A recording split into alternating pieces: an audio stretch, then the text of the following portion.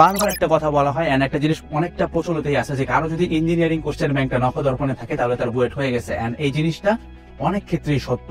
আপনি যদি বুয়েটের কোশ্চেন ব্যাংক যেটা আছে বা যেটাকে বলা হয় ইঞ্জিনিয়ারিং কোশ্চেন ব্যাংক, এটার উপর যদি আপনার খুব ভালো একটা দখল থাকে, দখল থাকা মানে এই না যে আপনি শুধুমাত্র একবার সলভ করছেন, দখল থাকা মানে হচ্ছে এই জিনিসটা আপনার সলভ করতে করতে এমন একটা অবস্থা হয়ে গেছে তো ওইখান থেকে যে কোনো ম্যাথ আসলে আপনি বলতে পারেন যে এইটার প্রসেস এইটুকু, এইটা স্টিমুলেট করতে আপনার সর্বোচ্চ 2 থেকে 3 সেকেন্ড লাগে এন্ড আপনি মোটামুটি 1 মিনিটের মধ্যে অ্যান্সার করে ফেলতে পারেন যে কোনো জিনিস 3 আঙ্গুল জায়গার মধ্যে।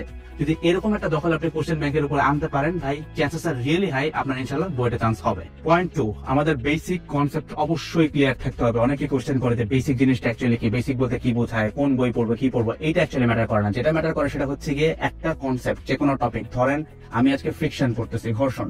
এই ঘর্ষণ নিয়ে আমাদের যতগুলো টপিক, যতগুলো বইতে আছে ইন্টারমিডিয়েট লেভেলের, সবকিছু আমাদের ক্লিয়ার থাকতে হবে। বেসিক ক্লিয়ার থাকা বুয়েট অ্যাডমিশন টেস্টে ভালো করা বা জাস্ট চান্স পাওয়ার জন্য খুবই ম্যান্ডেটরি একটা জিনিস।